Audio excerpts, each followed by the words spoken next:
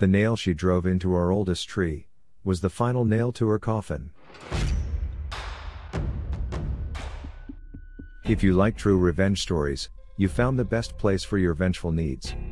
In this episode, it seems that you might want to keep your enemies closer, ideally as your neighbors. We start off with a neighbor douche that damages the car of a decorated war hero, a peach-loving neighborhood disrupted by a Karen.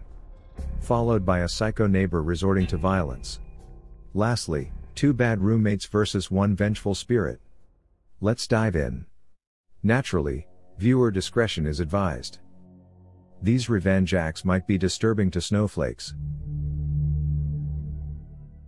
Back in 1991, my dad bought my mom a brand new Chevy Caprice. You know, the big ugly fat cop car. It was white, with fake mesh wheels and white wall tires.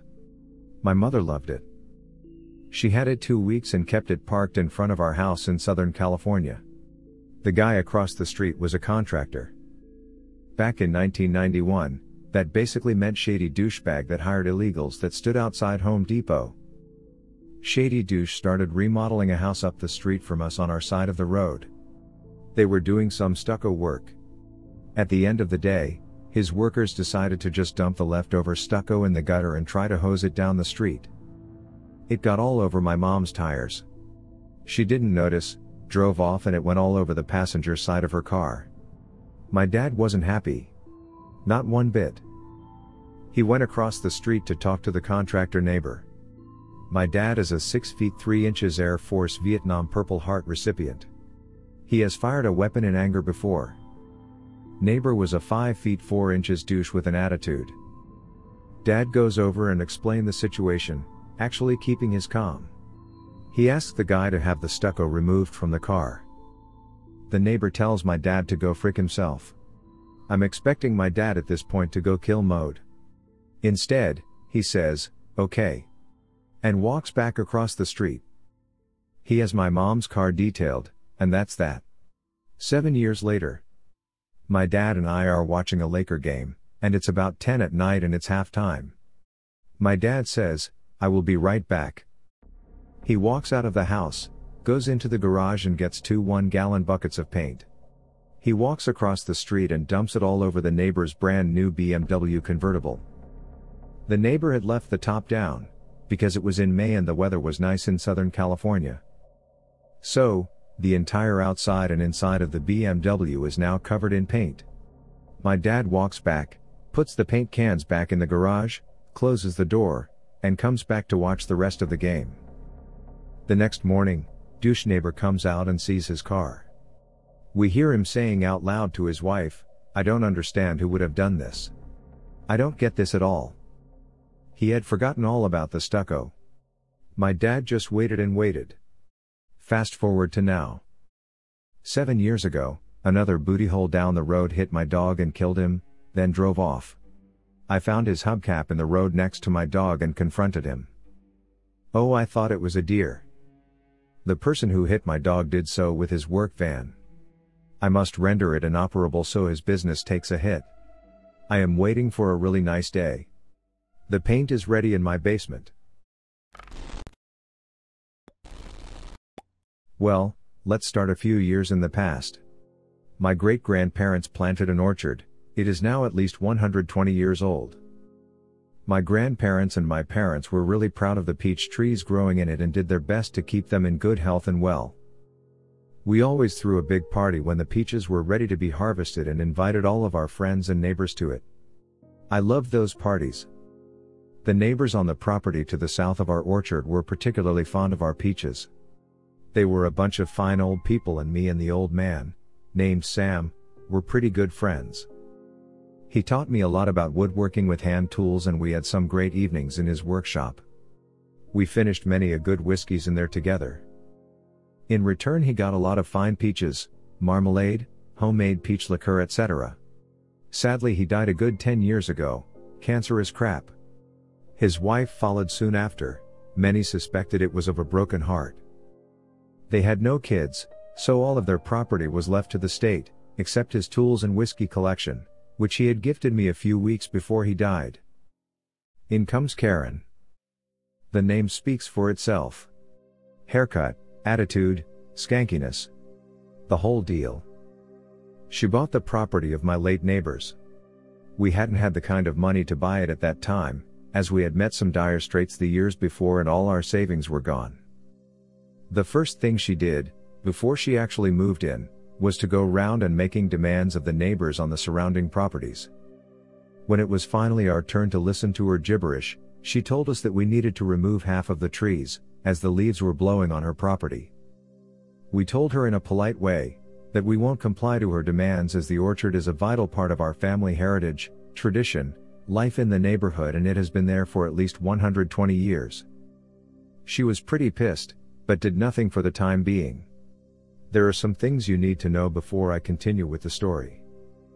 The workshop I mentioned before was situated right at the border to our property. It was a small timber-framed building, at least 160 to 180 years old. The regulations in my state are pretty strict concerning old structures. Every structure over 100 years is protected and you need a special permission to tear it down. Failing to get this permission can lead to a hefty fine. To get the permission to build a new building, it has to be up to code and you have to ask your surrounding neighbors, and if they agree, you're good to go. Except there is one specialty in my county. You have to keep a certain distance to the border of the property to allow emergency services full access to your property. If one of these requirements isn't met, the building is illegal or at least only partially legal and can actually be ordered by court to be torn down. That might come in handy later. So, back to my Karen. After our first encounter with her, she did her best to pester the whole neighborhood. She actually got the neighbor's dog put down, because he allegedly attacked her. It later turned out she faked the attack. The dog was the sweetest and most innocent dog you could imagine. A Bernese mountain dog, big but a real teddy bear. Anyways, she later got us to stop doing our annual peach parties, as she called the police every time for various reasons. Noise complaints as we had a band playing there in the afternoon, arson because we lit a fire in a designated fire pit in the middle of our property. She called the ATF on us, allegedly making moonshine, but my dad had a license to distill for our own consumption. In short, she was a real pain in the bum, and after 3 years we decided it wasn't worth it to deal with various officers and law enforcement agencies every time we threw the party, and we decided to quit. After she had reached this goal, she resorted to pestering us to remove the orchard. We didn't cave in and some things started to get really fishy. Somehow the tires of our trucks got slashed, eggs got thrown on our farmhouse, our cat disappeared and surfaced a few days later in pretty rough condition. It looked like somebody had tried to cut his tail off. Don't worry, he healed up completely, but we actually couldn't prove that she did all that. Then came the day she made her biggest mistake. She had a company come in a sort of secret operation, and tear down the old woodworking workshop overnight. 2 days later, they started building a big garage right where the shop was, but she missed one fine detail, which got pretty important later on. She didn't ask for our permission, nor for the neighbors. A short while after, the trees right next to her property started to get sick. The leaves turned brown in the middle of summer, and the branches started to die. We lost 4 trees, before we figured out the cause. Somebody had driven long copper nails into them. We had a suspicion, but we couldn't prove it. So we put up some trail cameras. Perfectly legal, as it was on our own property. We caught her red-handed. My dad confronted her, she apologized, and my dad, being the way too nice guy he is, wanted to let her get off the hook. But not me. The nail she drove into our oldest tree was the final nail to her coffin. I started to investigate. I had some friends at the administration of our county and asked them to do some inquiries. Turned out she hasn't applied for permission to tear down the old shop, nor for permission to build a new building. I further did some inquiries on the borderline of our property. Turned out, the old markers vanished over time and her building was about 3 feet on our property. After I had gathered all this information, I presented it to my parents. At first they were reluctant as they didn't want to start a neighborhood clash. But after I recalled all the things she did to us and our neighbors, they were in. So let the games begin.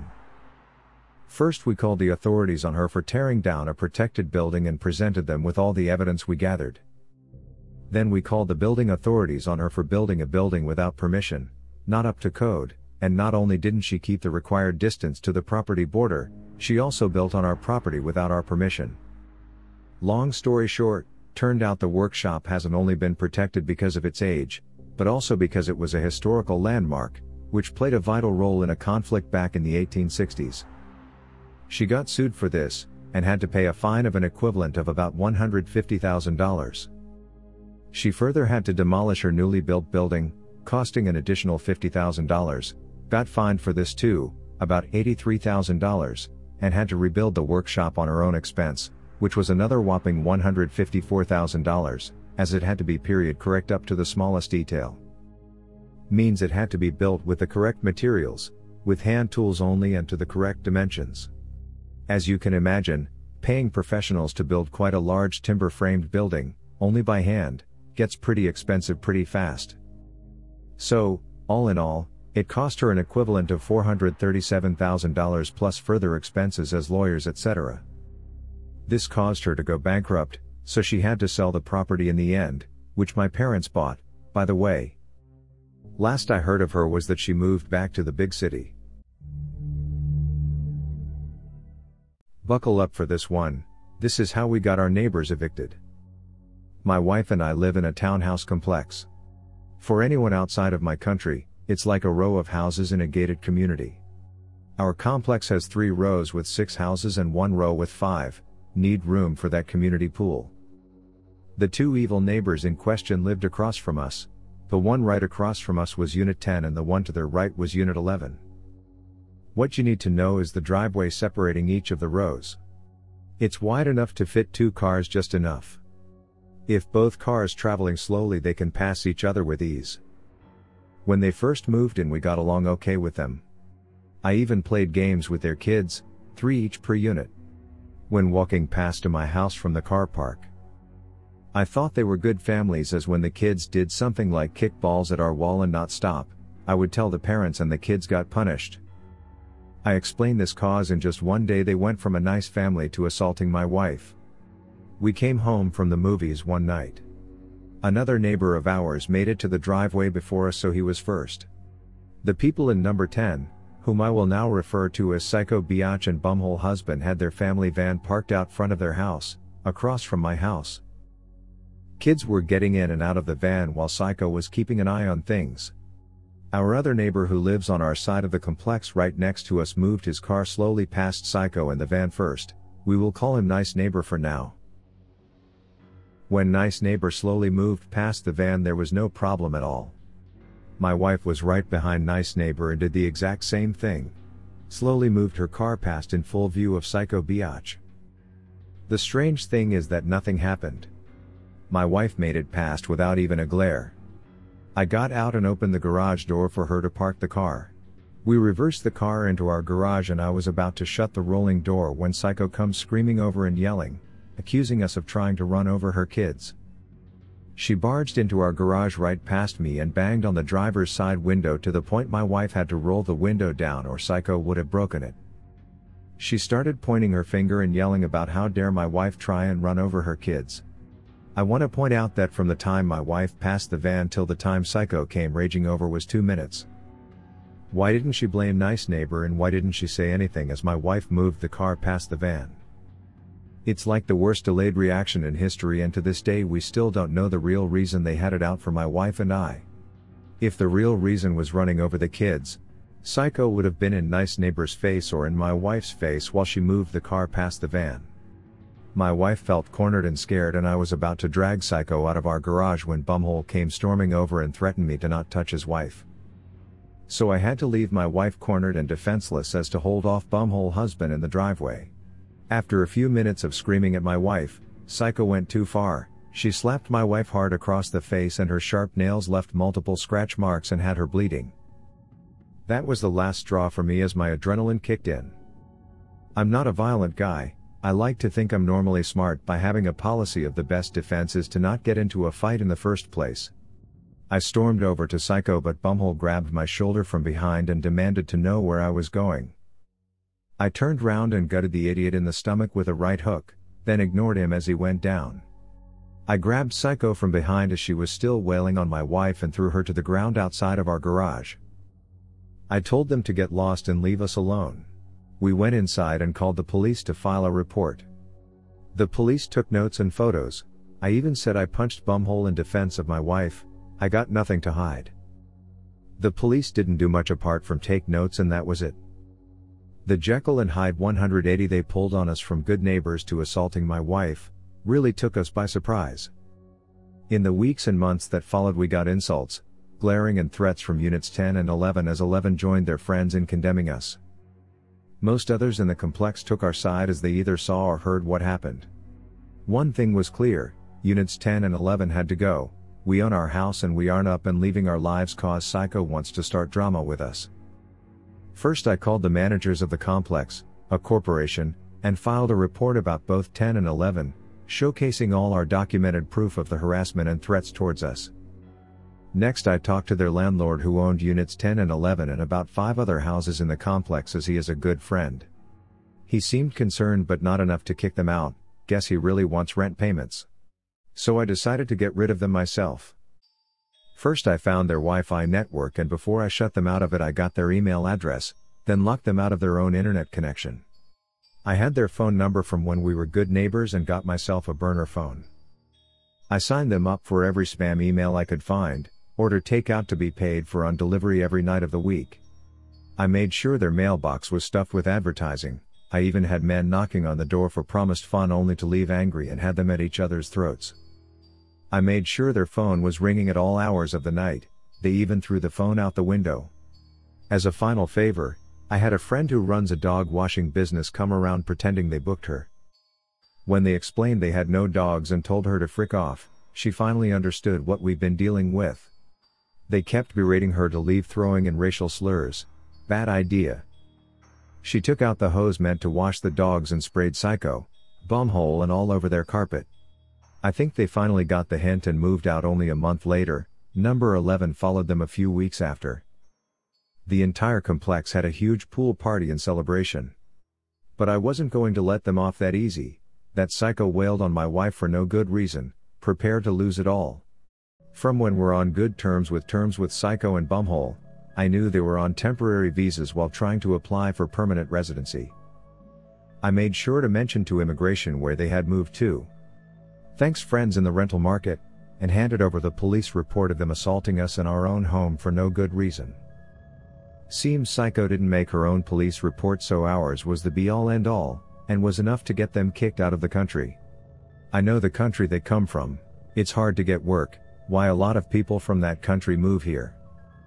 I feel zero remorse booting them out, zero, zip, nada.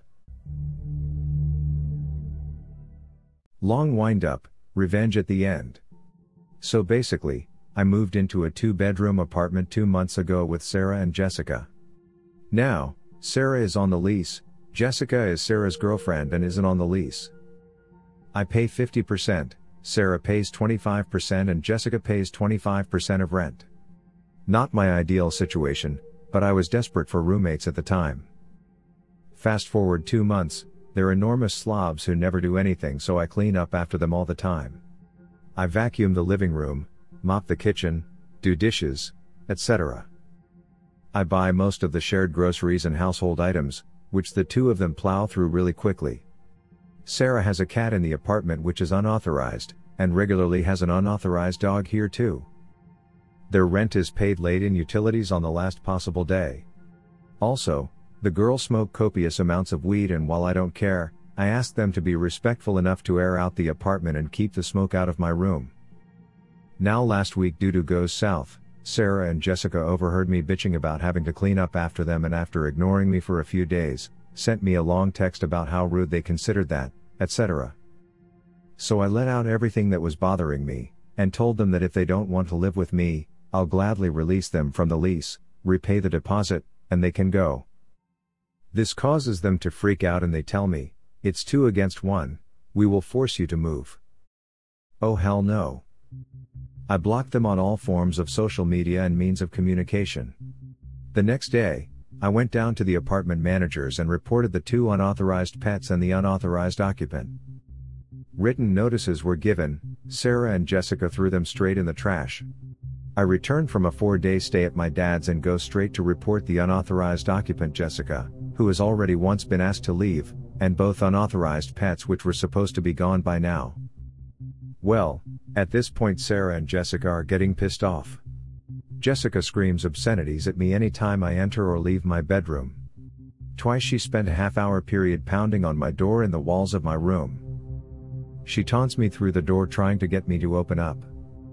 All of this is being quietly recorded on my phone while I still haven't said a word. So yesterday, I went back down to the office to finish securing my new apartment and to report more violations. When I came home, the chain lock was locked so I had no way to get in. This is what I had been waiting for. Jessica taunts me again, on video I might add, and then slaps my hat off my head, hitting me square in the forehead with the back of her hand. Bingo! The revenge, I call the cops, rat Sarah and Jessica out for being druggies, get all their paraphernalia confiscated, and get a police report for battery. Come Monday, I'll be on my way to the prosecutor's office to press charges. The apartment managers will also be getting a copy of this report. Also, tomorrow is the last day to pay rent before it's late. Sarah and Jessica disappeared early this morning. If they don't pay rent, I'm gonna get them on the abandonment clause, finally get them evicted, and have the locks change. All before I move out tomorrow. It's 2 against 1? Think again. Thank you for enjoying this episode, which was made with artificial love. Subscribe or give Royal AI some sugar by avenging the like button. Could you imagine doing one of these acts yourself? Share your experience below. I'll join the conversation.